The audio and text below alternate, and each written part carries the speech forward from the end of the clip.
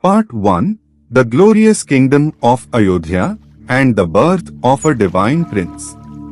Long, long ago, nestled on the banks of the shimmering Saryu River, there stood a kingdom so grand that even the heavens envied its beauty.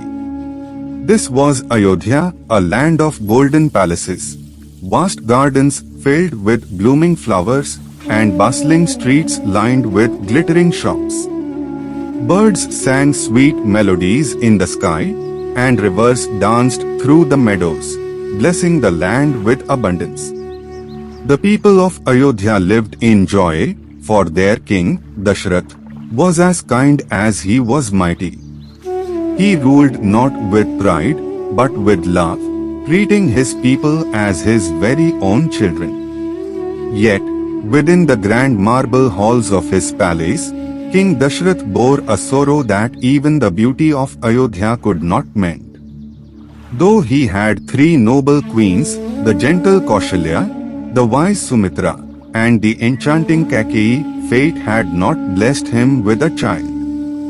The days passed, and the king grew older, his heart heavy with longing. Who would sit on his throne when his time had passed? Who would carry forward the glorious name of his ancestors?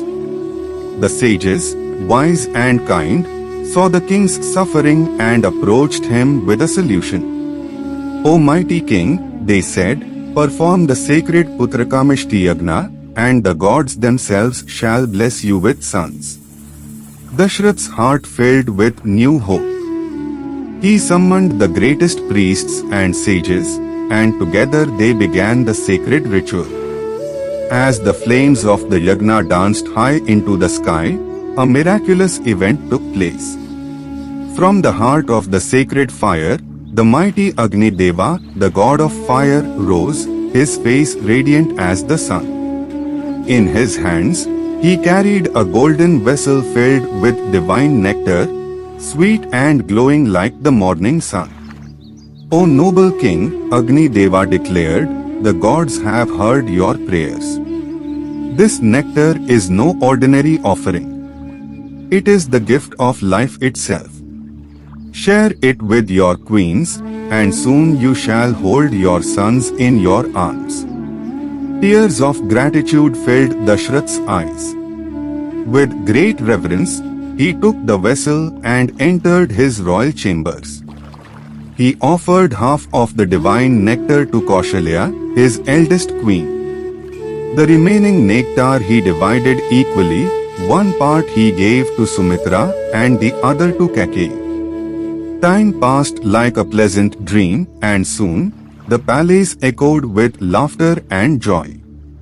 The gods kept their promise. Queen Kaushalya gave birth to a son as radiant as the sun. He was named Rama. Kaikeyi gave birth to Bharat, who shone like the moon. And from the gentle Sumitra came two sons, Lakshman and Shatrughna, brave and loyal, like twin stars in the night sky. Ayodhya rejoiced as the royal children grew strong and bright. Festivities filled the air, and the kingdom shone even brighter, blessed by the birth of these four noble princes.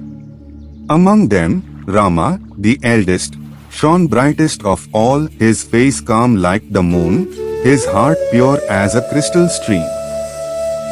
King Dashratha looked upon his sons with pride, but it was Rama who held the deepest corner of his heart.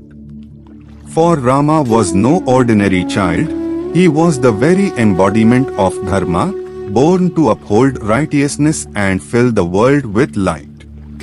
And so, under the watchful gaze of the heavens, the days of Ayodhya passed in peace and happiness. As the four princes grew, their names soon to be sung across the ages.